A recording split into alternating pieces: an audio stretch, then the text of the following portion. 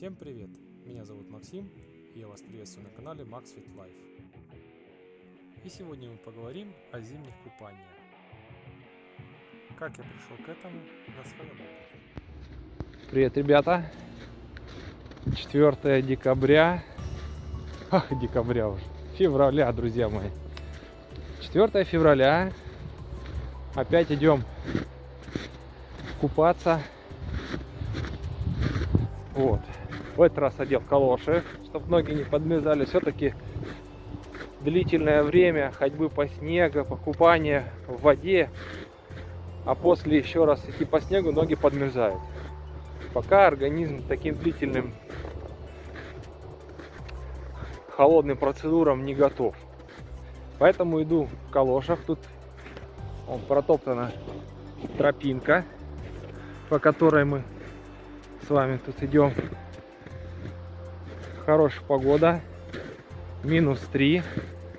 Место, как всегда, здесь хорошее, безветренное, очень красивая природа.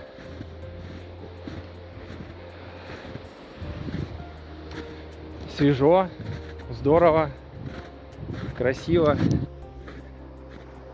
Что еще хотел сказать? Что, в общем-то, уже намного легче переносится и холод, и вхождение в воду, и с болезнями полегче организму справляться. Так что пока что опыт благоприятный, положительный. А теперь до встречи в воде.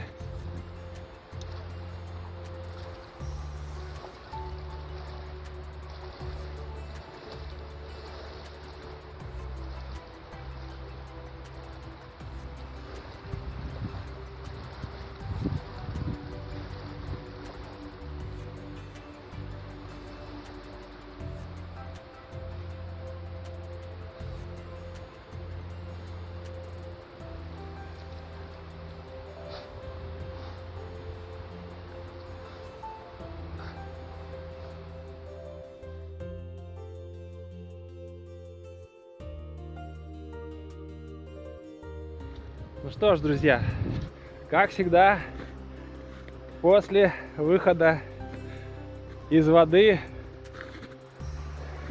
ощущается прилив эндорфинов,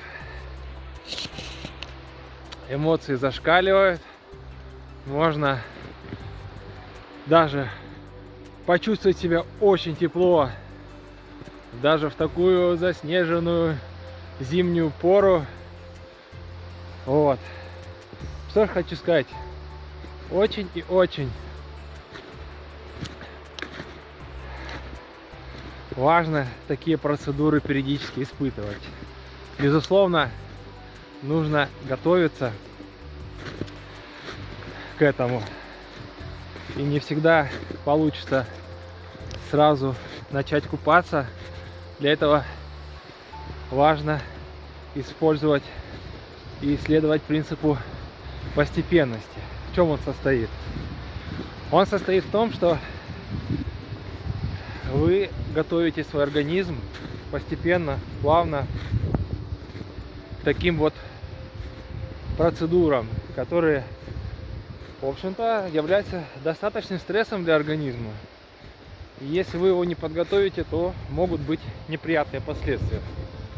Но если же вы делали все постепенно, то вот на собственном примере могу сказать, что никаких негативных последствий я вот не испытывал.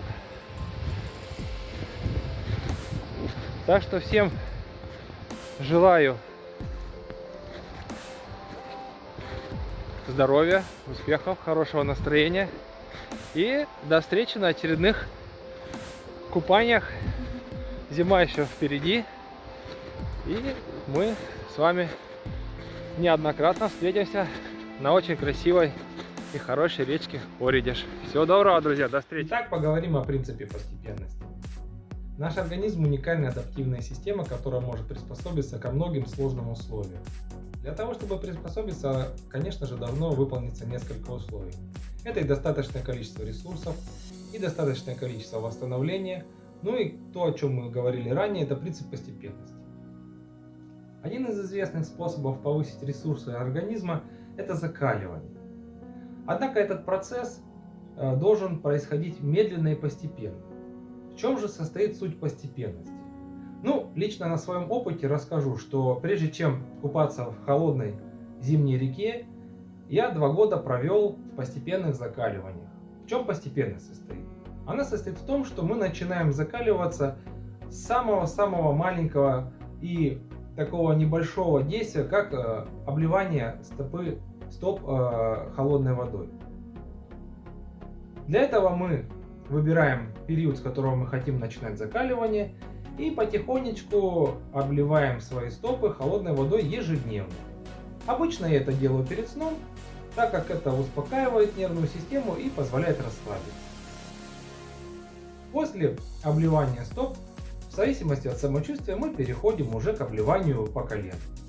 Итак, мы следуем в течение нескольких месяцев до обливания по пояс, по грудь и так далее, пока мы не начинаем обливаться уже полностью с головой. На самом деле, период, в течение которого вы будете переходить от обливания стоп к коленям или дальше, это зависит от вашего самочувствия и должно обязательно согласовываться с вашими ощущениями.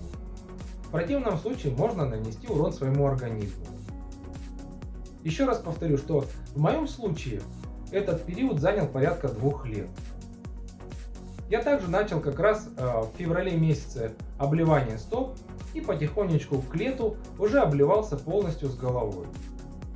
Другим элементом закаливания летом является купание в реке, ходьба босиком по траве и по земле.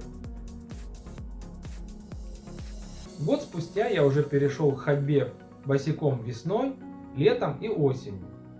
И как раз уже к исходу 2-го года, в конце лета, я начал купаться в речке каждую неделю, независимо от погоды и температуры.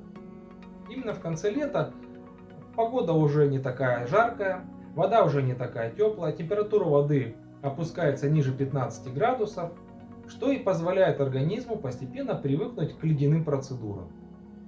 Однако же, чтобы сохранить принцип постепенности, вы должны делать все процедуры регулярно, чтобы давать организму регулярную, планомерно нарастающую холодовую нагрузку. Тем не менее, не стоит себя мучить и заставлять именно исключительно каждый день делать процедуры закаливания.